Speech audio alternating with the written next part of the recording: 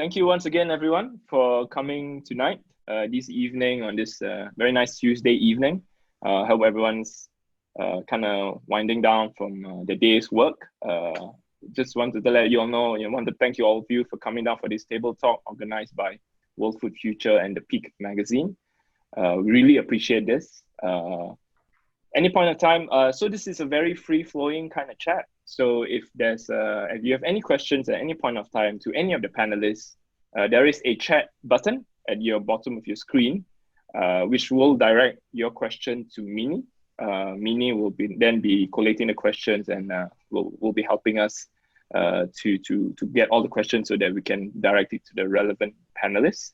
My name is Fahan, and I'm the editor-in-chief of the Peak magazine. And I'm very, very happy and pleased to welcome our three panelists today who will be talking about the supermarkets and the experience that all of them experienced during the circuit breaker period. We have Ms. Elaine Heng. So Ms. Elaine Heng is the CEO, retail business of FairPrice Group. So essentially, she manages NC FairPrice overall business strategy, management and success of the business. Prior to joining FairPrice, she has had over 20 years of retail banking experience. Richard Rudy, who just joined us, is Lazada Singapore's Chief Retail Officer. He leads the grocery retail divisions, which include merchandising, pricing, insights and analytics, supply chain, and private label teams. I don't know how he finds the time to be able to eat, because he says he's a self-confessed foodie. and he loves to use technology to improve insights, decision making, and continually improve the company himself. And finally, last but not least, of course, we have Nicole Ng. Nicole Ng really needs no introduction. She's very well known for her pink hair. You'll notice her hair first before you see her, but make no mistake, she is a very capable woman. She's the managing director of Food Services Inc., the founder of Food Bank Singapore, and has her fingers in many other pies. Of course, we have the beautiful Trina Liang. So she is the chair of World Food Future, and she'll be telling you all more about what World Food Future is about. Over to you, Trina. Okay. Hey guys. Hey, thanks, Han. And welcome everyone to Table Talk again. Table Talk is proudly co-hosted, as you heard, by World Food Future and Peak Magazine. And for those who don't know World Food Future, it is an annual conference that focuses on food topics like nutrition, food security, food sustainability, and the future of food. Proceeds from that conference go towards supporting our school nutrition education program, where we focus on lower income kids in primary schools in Singapore. And for more information, please check out our website, follow us on social media, and please post the questions tonight. We'll be asking lots of your questions, hopefully. So, as we reflect back on this circuit breaker in phase one, we're almost 2 weeks out of it. And, just to go back in time, during that time, across the world, not just in Singapore, there were many people who rushed to clear supermarket shelves of staples such as rice, flour, eggs, and yes, toilet paper, if you remember. And just to give some context, Straits Times on the 8th of June did say that, people should expect some price fluctuations of staples in supermarkets. So clearly it's not isolated to your neighborhood supermarket. It was pretty much island-wide. So it's not a stretch to say that, for possibly many of us here, it was the first time that we really witnessed panic buying in Singapore. And it was a very fluid and dynamic and rapidly evolving situation that was really affecting prices and supplies of groceries. And food security became such a real thing for all of us, isn't it? And it was also a very stressful time. Some of the questions that I'm sure all of us were asking was, oh no, I can't find my favorite ... or when will I ever get this item ... or more importantly, what were the safety measures in place as I visited supermarkets and to buy groceries? And during these uncertain times, I think really food safety was a concern as well. And maybe we can answer all these questions through the course of this hour.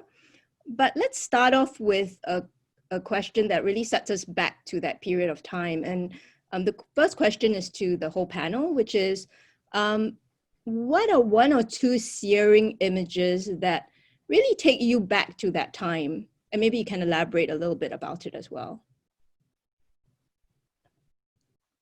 Maybe we'll start with you, Nicole. It's not that long ago, right, actually, but it feels like in such a long time. So I guess a couple of images came to mind. Firstly was when Malaysia, released the announcement that they're gonna like close the borders. The first thing that resonated was like, oh my God, there's so many people asking like, do we have enough local produce to feed everyone? And in fact, as a business, a food distributor myself, we've been trying to champion local produce for quite some time.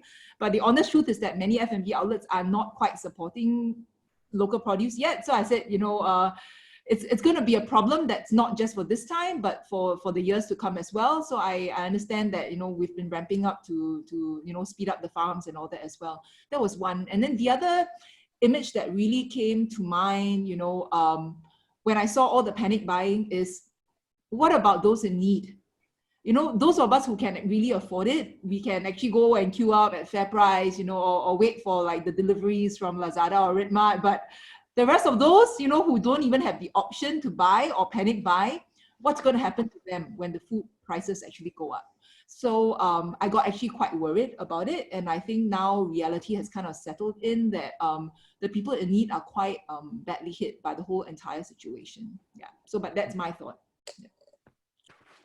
Yourself, Elaine, what are one or two searing images that really stood out in your mind during circuit breaker? Well, I think for us, we basically went through 3 rounds of panic buying in Singapore. And I think the most pronounced one is probably on the 7th of February, that fateful day when DORSCON actually turned orange. And I think 2 very vivid images in my mind. One is all the toilet paper and the empty aisles. And kind of transporting myself to the warehouse, and there's tons of toilet paper there. And in my mind, it's like, oh my gosh, how do we kind of get all the toilet paper transported from the warehouse to the stores in time? Because our supply chain has been disrupted purely because there was an influx of a 3 times higher demand of what we're actually looking at. The second image that it's very vivid, it's I recall going out to the stores through the night, that night. We have stores that were actually closing at 11 p.m. and they basically couldn't close. So the images of our frontline workers, our colleagues out there who have actually been out in the stores from 6 a.m. and round the clock, they couldn't close the store simply because customers were still streaming in, and some customers were fighting over the last roll of toilet paper. So I think what is really etched in my mind, it's the fatigue, the them putting themselves out there, and how visibly tired and shaken they were for the frontline colleagues that we have. So these two actually, everything when it turned DORSCON orange was something that was still very much etched in my mind as I kind of recall the panic buying episodes. And yourself, Richard, any 1 or 2 searing images for you? I think one of my stories will probably relate to toilet rolls as well, so I'll skip that one. I think it's going to be a common theme this evening.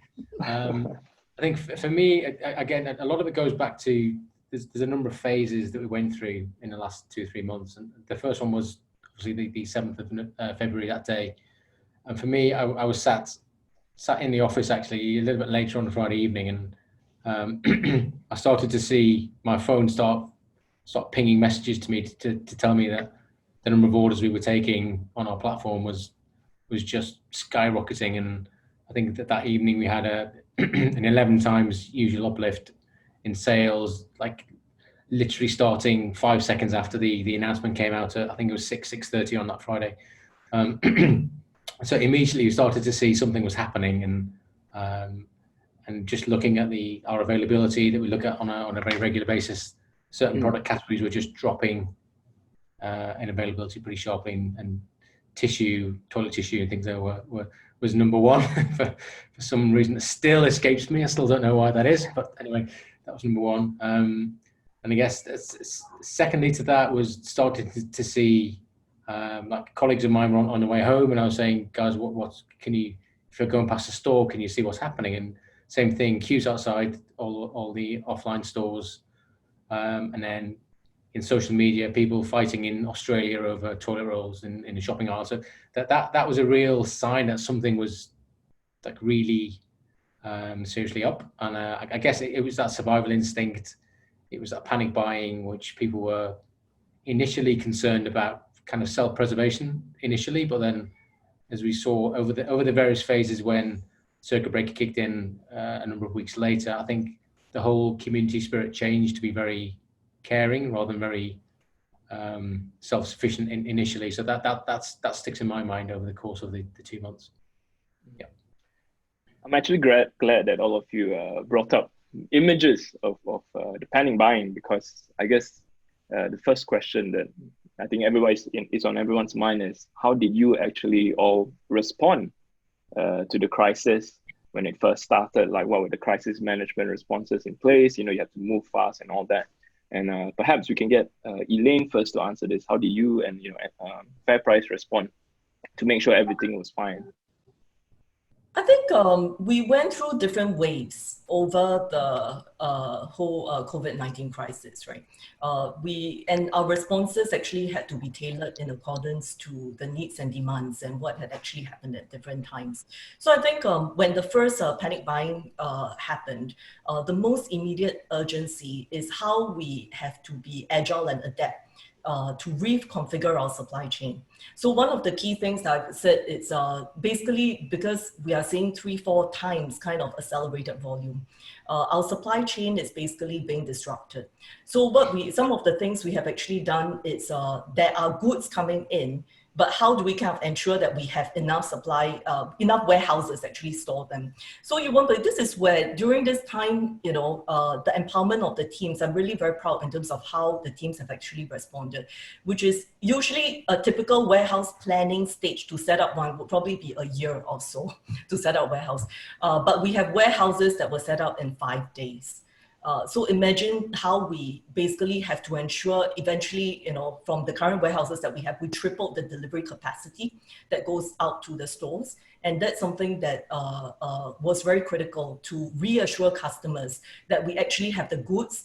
And interestingly, after the first panic buying, when we actually block stack all the toilet papers and noodles and canned food, there's actually a certain calmness when people actually see that there's actually a lot of goods. In fact, I was at the store at Tanjong Pagar, and one of the couple was speaking to each other. They said, well, there's so much what's there to buy, you don't worry about it. So they were just chatting with each other. And prior to that, the wife, and the funny thing is she has the whole trolley of all the canned food and toilet paper. And then the husband was like, look, there's so much outside. Are you just overreacting, right? So I think that is really critical in terms of how we provide the confidence to the consumers. And then we look into, so earlier Nicole shared about the people with the needs that we need to think of. One of the key things that we were very consciously aware of is the elderly and the vulnerable group. So the mature customers and the lower income. So what could we do to respond to that? It requires us to reinvent our customer value proposition. So some of the key things we have done, we set up FairPrice on wheels. So, through our interaction with some of the customers, we realized that actually it takes them a while to walk to the stores. And if you imagine they have to carry all the goods back, and during this period with COVID-19, the vulnerable group are being asked to stay at home. Then if they're living alone, how do we actually have accessibility to all of the goods?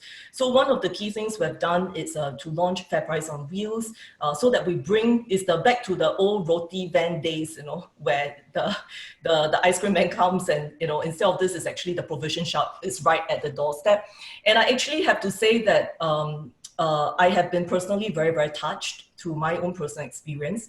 I got to know some of the aunties who actually live right outside where the van is, and they all have their own personal stories. The appreciation in terms of what we do, so that they're not putting themselves at risk, actually reinforces that, what we can basically do more to support the vulnerable group. And therefore, as an extension, we have launched a priority hour, which is we dedicated the first hour every Monday, the trading hour, to the pioneer generation customers, to pregnant ladies, as well as people with disability. And then recently, we have also extended it to healthcare workers as well, where we actually give them a priority queue for healthcare workers. And in full recognition that for some of these customers, is actually, you have the pioneer generation card. We also allow the next of kin to actually use the card on their behalf, so that they don't need to make the trip down to get the discounts. So I think the whole, how we respond in terms of be it reconfiguring the supply chain to ensure goods are being sent to the store, how we reinvent the customer value proposition. We launched a fair price on wheels, we did grocery pickup. You can actually WhatsApp your order, and then you drive through a ExxonMobil Cheers store and you get your goods delivered, just handed over to you. So these are some of the key things in recognition of health and safety is top minds of the customers. And these are some but the measures of what we have done. Wow, okay, I didn't know about the Exxon one. Nicole, how about yourself? How did you respond to the crisis, and how did you do it for your business once you saw what was going on? Yeah, so the first thing that I did was actually to check in with my global supply chain, with the rest of, because it's not just happening in Singapore, because I think we've come to realize that Singapore imports like 90%, right, of everything that we consume. And as the supply chain globally kind of dries up due to this panic buying, we are likely at the tail end of, even if we had the money, we might come to a situation where we don't even have the food to buy. So it was important for us to, just ensure that our supply chains are intact. Because secondly, with all the lockdowns in the other countries that started happening first, logistics became a nightmare. Because a lot of them, when they said lockdown, it's not like in Singapore, right, where we can still drive the car out or go to work for essential services, really ask you to stay at home, and you can't even go to the port to load the containers or something like that. So we just wanted to ensure and to check that we are ready when the restaurants and the hotels and all that all start coming back to business. We wanted to ensure that we still had the supply chain and the goods as well. But importantly, the other thing that we also did, and it was out of a community spirit, we have always been doing home deliveries, although we are primarily a B2B business. We actually opened up our sites on that panic buying DORSCON Orange Day, because all our own employees were actually queuing up outside FairPrice, trying to get products, right? So we just told them, I say, hey, we have always been trying to sell all of you products that you can buy at discounted prices, so you can ask your families and friends or whatever. But as a community, we are able to open up our warehouses, and we have delivered directly to homes also. Whether is it, using foodservices.com or something like that. But it wasn't really to fight with whether is it to fight with Redmart or to fight with FairPrice, right? It was really because the community that we are exposed to are telling us, hey, Nicole, I've got to wait 5 days for my stocks, can you do something, please? So we just say, hey, yeah, we have the team and the logistics. Why can't we just open up our own warehousing and our supply chain as well to the home consumers? And I think that has been quite useful. So we responded that way, and it opened a different business avenue for us. Yeah. And finally, Richard, what about you? What steps do you take business-wise, to respond to the crisis? So I think in when you work in retail, crisis management is something you do on a regular basis. But when something like this hits, it's a different level altogether. And I think everybody's pretty much taken by surprise by the severity of it. But I think our business model is very different from some of the other guys on the call. And I think being a pure play online retailer, we have different considerations. And our business planning, our contingency planning is everything from our stock provisioning. So as Nicole's mentioned there, is there just a shortage in the market? Singapore is kind of by nature an import market anyway. But I guess so. Phase one was about securing stock, and we were working with, I think as the Doors Gone Orange phase started, we were fortunate enough to be part of the government enterprise scheme, to be part of the essential firm. So we were working as a as a group with the rest of the food retailers in the country as well. So we all had a shared kind of goal to feed the nation. So from a stock replenishment perspective, I think we worked closely with the government authorities, who were, I've got to say, were incredibly supportive. But understanding that the Red Mark business model is purely online, our capacity constraints are different from Elaine's, where you have a network of stores.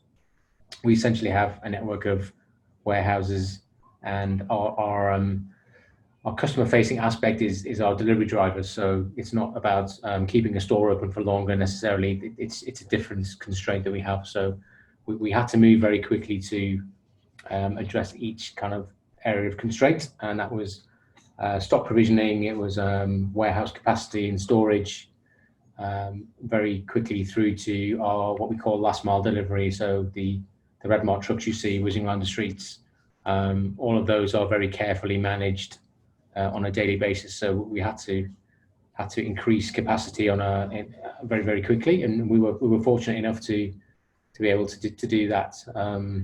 But again, as part of the Malaysian MCO, when that started, it gave us a particular challenge with labour, and I guess again everybody else on the call will have had the same situation where a number of key workforce were not able to travel from that date onwards. So it came in phases for us, but over the course of the 4 to 5 to 6 weeks, we increased our delivery capacity by over 50%. But as part of that, we were able to, in the same way Elaine's mentioned there about potentially reconfiguring stores, we had to reconfigure our business model. So where if you go onto Red Mark, we're a very customer-centric business. So we allow customers to choose their delivery slot from any available slot that's there on any given day and any given time that they wish to have their groceries. So we realized very quickly that in order to increase our delivery efficiency, that we changed our delivery model to be geography based. So instead of offering yourself an unlimited choice of slots for the next week, we limited you to having certain days per week, so 2 or 3 days per week, and that enabled us to rapidly increase and scale up our capacity and our efficiency. So it was a tough decision to make from a customer perspective, but I think we were sympathetic to the customer need, and we still gave them a choice. But it was a restricted choice, but ultimately that served pretty well and allowed us to increase that capacity pretty sharply. Maybe I'll jump in and ask a question on consumer trends that you guys might have observed. So essential online shopping, as I read, growth nearly went up 3 times during this period in Southeast Asia, according to a report. What kind of consumer trends did you guys observe, shifts in the pattern of consumer behavior? And do you think these trends that you saw will continue in phase 2 and onward? Elaine, do you want to take that first? Yeah, sure. I think we basically see we saw over the COVID period from the panic buying. I would segregate into probably 3 different compartments. So first, there is this panic buying of the usual suspects, which we're all familiar with. So basically things that we have set a purchase limit for, let me put it that way. So we have seen toilet paper, canned food, noodles of any kind. We have seen fresh towards probably somewhat some elements of that, as well as all kinds of paper products, right? Not just from a toilet paper standpoint. Rice, I think that is the other.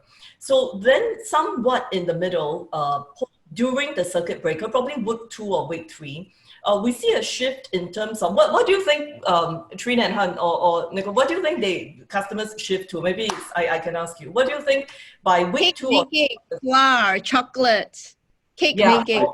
Yeah, so you're right. So it's so suddenly from like rice to canned food, or we see a shift into ice cream. Okay. Ice cream. Yeah, so we saw ice cream. About second or third week of the circuit breaker, we saw ice cream, we saw potato chips, snacks, Comfort eating. chocolate. Trina, you're right. That was actually, I don't know about Richard, but that's something that we saw that actually shifted. And then now towards and then of course with fresh, right? We see more people actually cooking at home. So fresh actually went up more than double in terms of what we're actually seeing on all frontiers. And of course the baking powder, flour, and all these are the common suspects. But just from my observation, it was really interesting that we're like, oh, what happened to ice cream and potato chips and Lay's potato chips? Like, I think we need to do something about that. And then now, interestingly, we see that consumers are shifting into more value consciousness. I think what's happening is perhaps with the unemployment rate coming up, with the uncertainty that this is actually longer and it's here to stay, then we are seeing that the whole value consciousness in terms of the products that people are actually picking, how you can actually stretch a dollar. Fresh continues to be an anchor, because I think once you have actually built up the habits, the joy of cooking, the joy of baking continues to be here to stay, at least for a while. So actually for me, I kind of compartmentalize into three parts, from a hoarding of the different categories to the indulgence piece. I think with circuit breaker, we all have to get through that, into more value consciousness. In how we can actually stretch the dollar. And throughout it all, I think fresh remains an anchor because of the healthy living and eating and cooking at home is here to stay. Nicole? How about yourself, Nicole?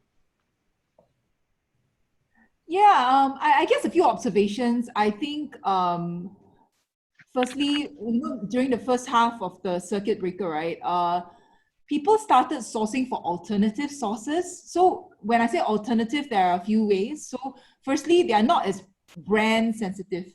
So they have opened up their minds to try other things or other brands, for example, or they are usually looking for a particular pack size. They are now okay if the pack size is slightly bigger, for example. So when you are in the mode of panic buying or still very conscious that you need to stock up your homes, right?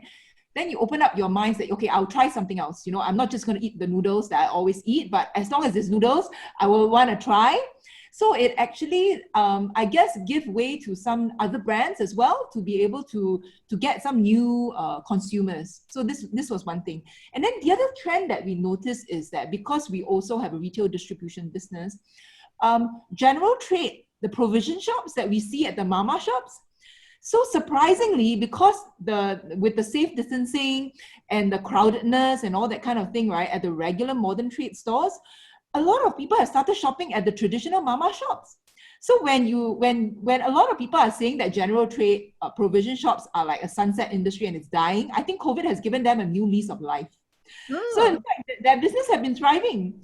So, and you can see them now, stocking up with very fancy stuff, not just the usual things.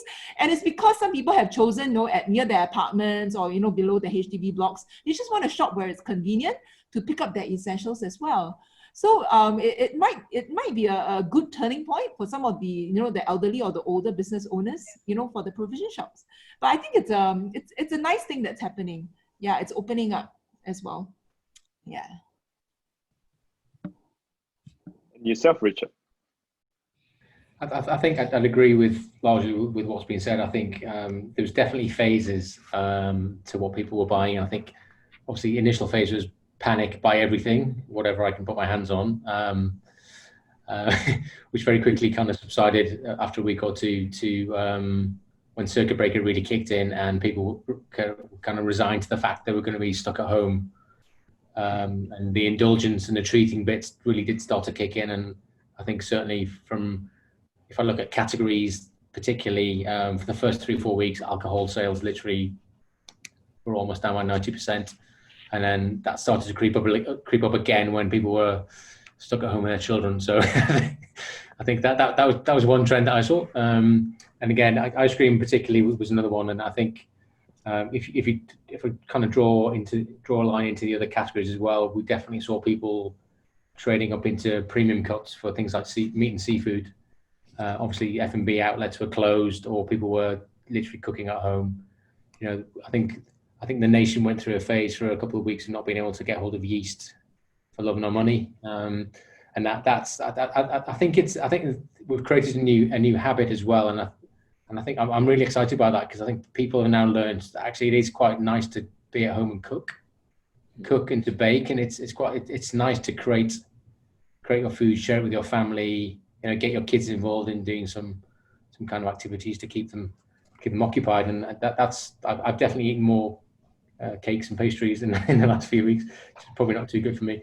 But I think that's just it's kind of a return to more traditional living, I think, and like I think we've all been through like the convenience stage more recently, where people want something quick and ready, but actually for some days of the week, particularly the weekends, as people start to return to work, I think some of those habits will stick, and I think definitely preparing food at home and scratch cooking as well. And for us also, from a wider Lazada perspective, people were buying more non-food products. So as you'd expect, people cooking at home, we were selling more knives, more crockery, more pots and pans and things as well. So people were trading up their kitchen as well, because they knew they were going to be there for a little bit longer.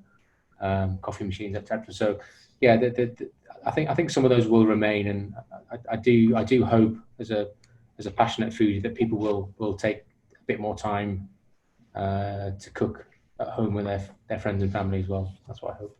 Can I quickly jump in and ask a kind of fun question? Do you guys see some items that still can't be stocked? So I'll give you an example. My husband and I kind of find it difficult to find chocolate chips in the supermarkets. Are there some of these like quirky items that you guys are finding hard to stock from a warehouse supply chain perspective? I think from my perspective, there was a number of bakery items that were, as you mentioned, Bakery, yeah. Actually, chocolate chips are quite an interesting one. So we as a business found it difficult to get hold of or to source branded items. So through this period, we actually launched a range of private label items under our own brand, because it was something we were finding difficult to source from the more established brands. So we were a bit creative there when we launched our own kind of Red Mark label, or extended our Red Mark label baking items as well. So that's something we were kind of reacted quite quickly and quite agile with. So that was quite an interesting one, as you mentioned it. So please buy them on Red Mark. Yeah, I think for me, what I saw is that because the supply chains in Singapore, if it's B2B and B2C, it's very separate. So if you're dealing a lot with retail, right, then likely the food service items also, they won't filter down to the other segment of the market. So the smarter ones, in fact, are the ones that will go direct to Phoon Huat's warehouse or a food services warehouse, for example, and say, hey, I can get the 2.5 kilo of chocolate chip and I'll share with my neighbors, because we have stocks. It's just that the supply chain. That's a good tip. It's just that it's concentrated differently. Yeah, but the regular consumers wouldn't know where to buy or where are the safe havens for these items. So it's not that it's 100% not available. It's just that it's not available so much as on retail side.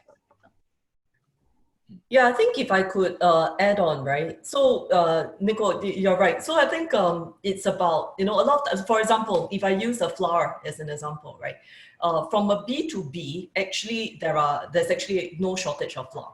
But for a period of time, if you go to a store's B2C, you would notice that some of the shelves are empty, because the minute it's loaded, the customers would just come, and I counted one time, 11 minutes, everything is wiped out, right? So then why would it be that B2B is okay, but B2C is not? It's because of the packaging materials.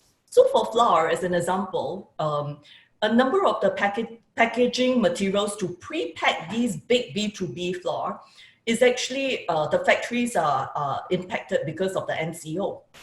And therefore, even when you have the flour, unless we are able to pre-pack it or find, you can't use your own Ziploc and all that you sell, right?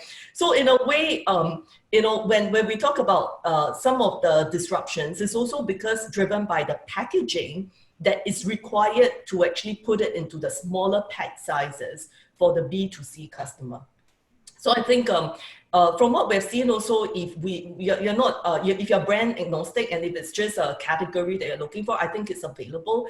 But even personally for myself, if you're looking for example, I was looking for a special type of root beer, then I was told the manufacturer will only come 17th of July. That was what our branch manager, our buyers have actually said. So if there's a niche brand, then absolutely. But if you're looking for general products, I think that should be available now. Yeah.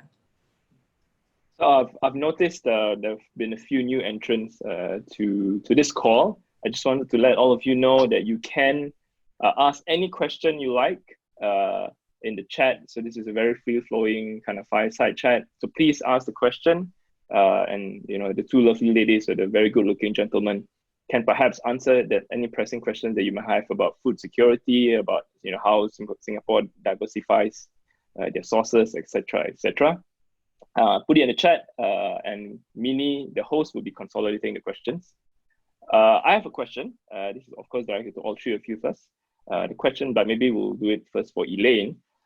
What were the lessons that you learned, or did FairPrice learn, and how did those lessons then help you prepare for the future? Elaine? Wow, Farhan, how much time do you have? Or maybe we'll do the two lessons. Okay. No, I'm just pulling your leg. Nico is I think what lessons I've learned. So I'm always very inspired by Winston Churchill, right? Never let a good crisis go to waste. Right. So what are some of the learnings? And in fact, I was just at a town hall and was sharing with the team some of the learnings. I think one is we have learned, we have always talked about being agile, being bold and agile.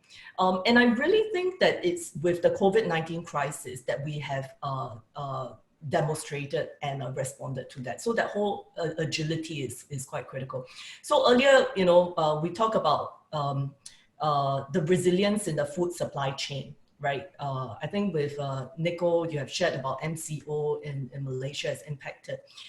So, what I've actually seen the teams have done is how we have actually, not just going out to the current ecosystem of food sources, and we actually ventured out. So maybe as an example, what the buying teams have actually done for eggs, for example, besides the usual Malaysia, New Zealand, South Korea, we went into Spain, Ukraine, Poland, to really diversify the food sources, because at that point in time, it's how fast we can actually get the goods, and especially with some countries with the border controls, right?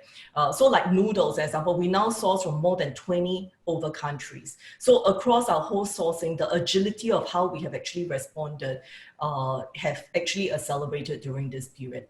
I think I've talked about our warehouse, how warehouses are built, or reconfigured in 5 days to actually respond. So I think agility is actually a very strong theme for me. I think the second piece, the lesson for me is actually on empowerment of teams.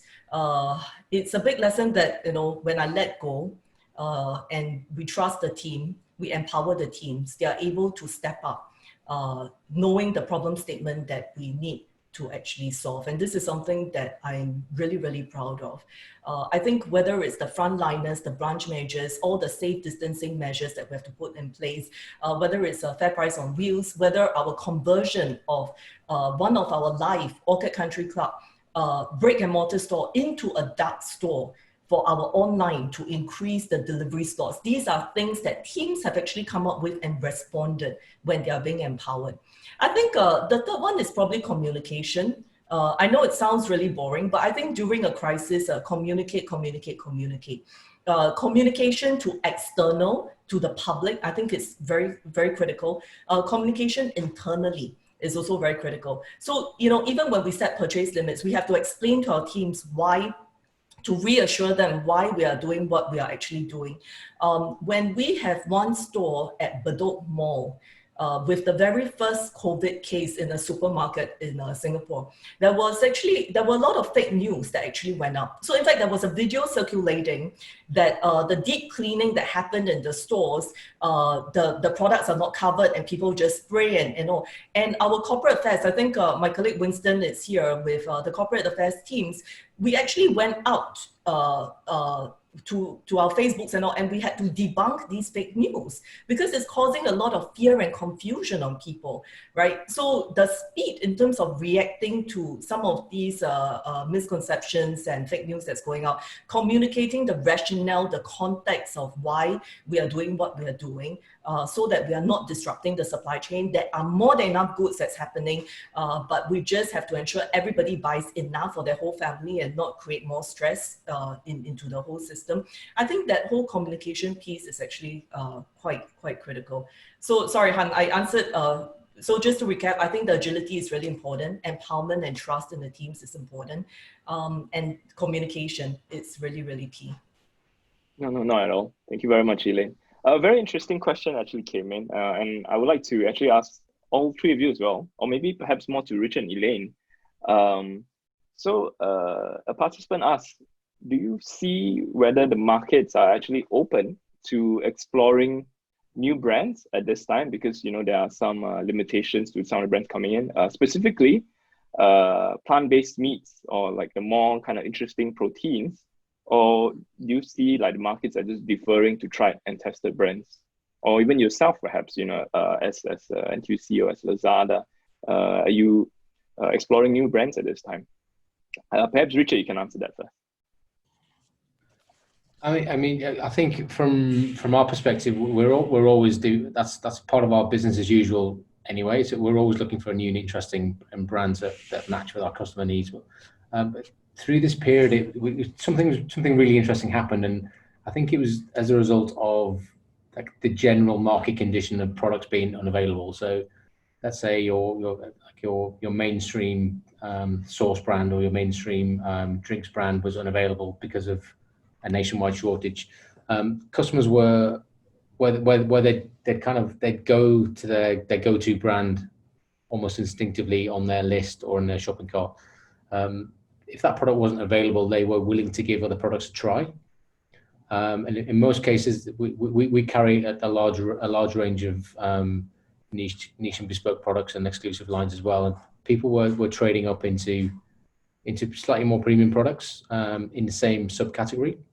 So cooking sauces and noodles, again, noodles and rice was one other of the stressed categories at the time. So customers were trading up into other brands, potentially from different countries. So whether they were Korean noodles or Japanese noodles, and so they were willing to give something else a go. So we definitely saw, and we're seeing that now. Actually, once now the supply restrictions have lifted, we're still seeing customers that were potentially very loyal to certain brands have now switched into some of the more up and coming and more niche and more international brands that we carry.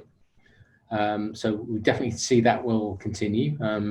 There is a segment of customers, as Elaine mentioned earlier, where price consciousness is very important. So it's interesting to see how those trends have developed over customer segments. We can see that very deeply in our data. But also kind of following on from what I said earlier about cooking from home, plant-based proteins, it has definitely seen an uptick in demand and sales. And I think, again, that's more to do with people are curious, got a bit more time at home, or I've got a referral from a friend that they've tried a product and that they're willing to give it a bit more of a go because they're, I don't know, maybe they're eating out a bit less because of the circuit breaker. So plant-based proteins in terms of in the traditional meat and seafood categories is definitely seen an increase, and coming out of CB is still maintaining a high level. If I look into the beverages category, we've also got milk, dairy alternative or dairy-free milk in kind of the coconut, almond kind of milk categories.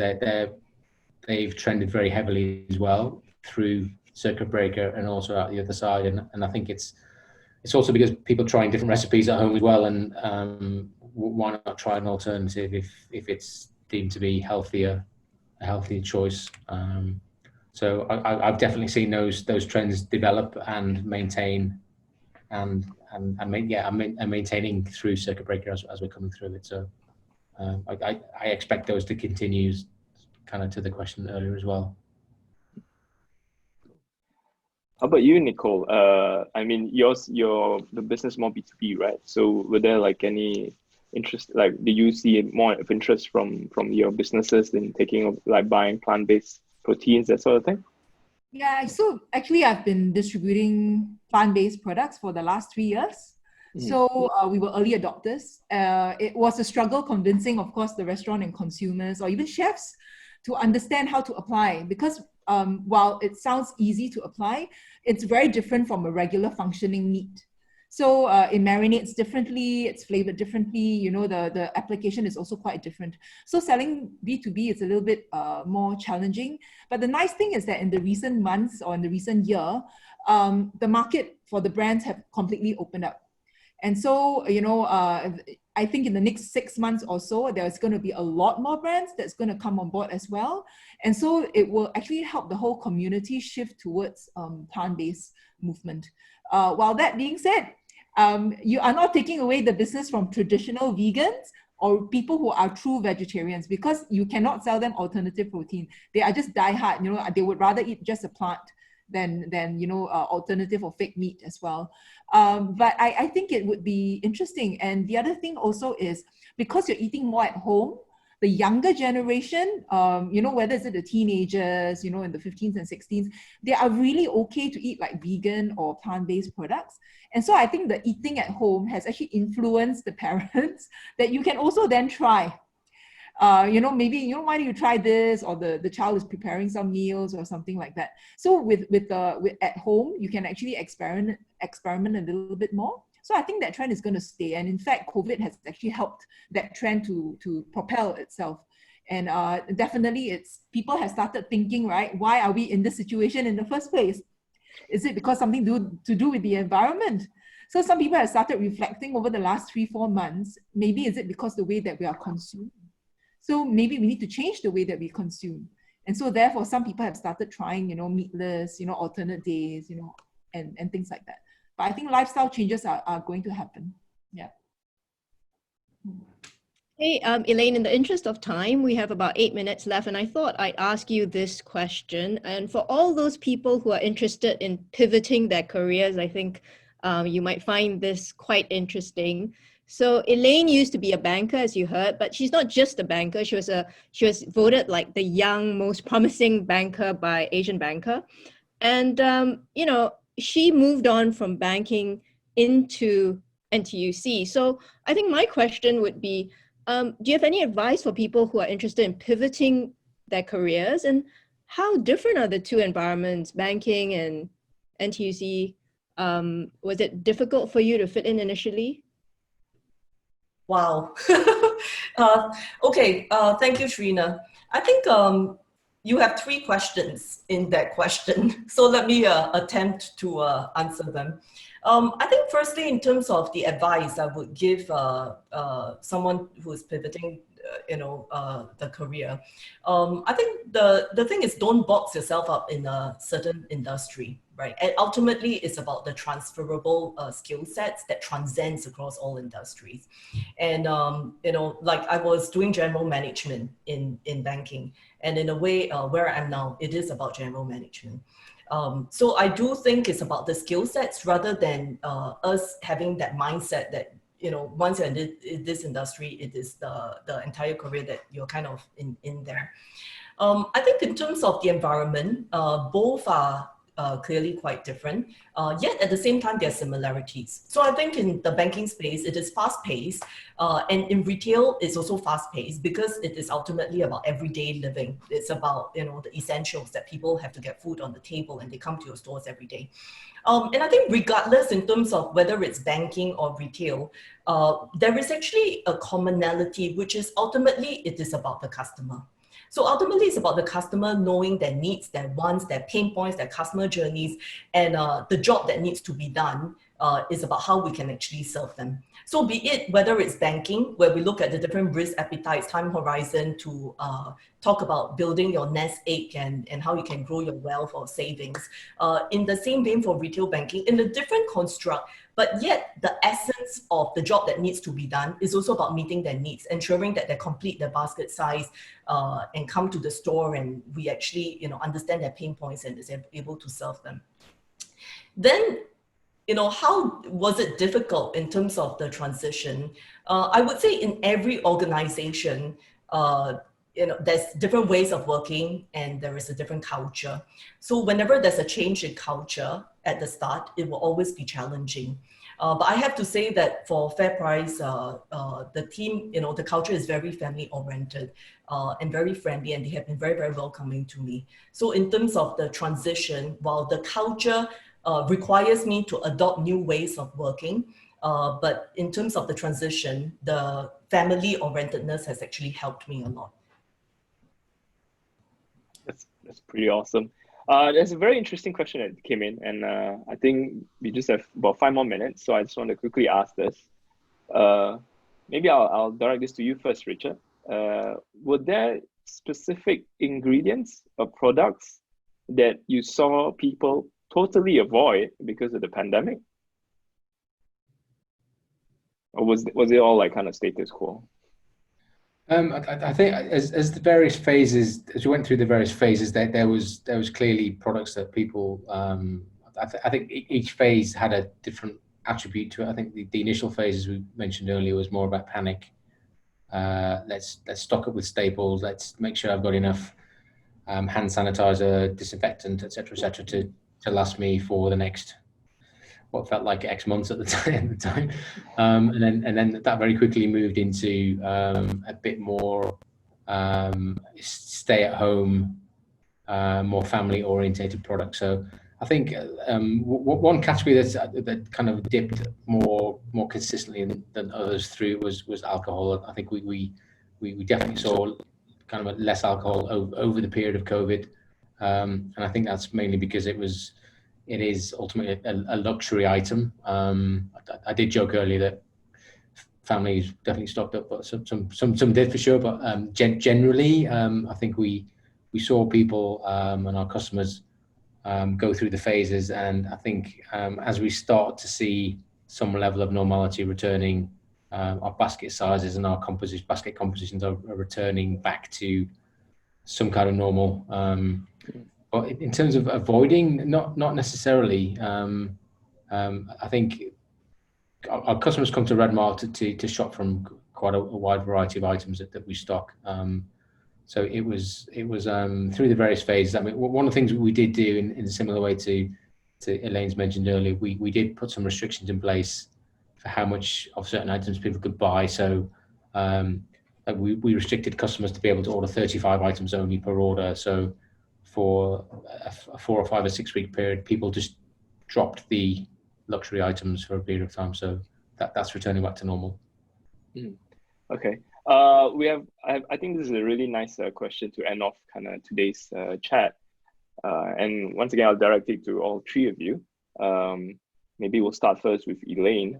What was in terms of human connection, was there any special kind of experience that you have learned when it comes to human connection that you've learned in the past 3 months? And how have you kind of implemented this in your professional and or personal life, Elaine?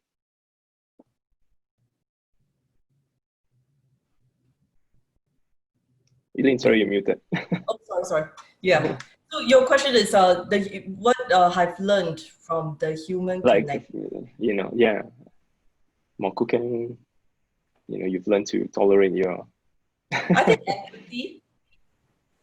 So a lot more empathy, and you know, a lot more empathy for our frontliners, the teams that we manage, empathy for the elderly, the vulnerable who are living alone, empathy for the lower income.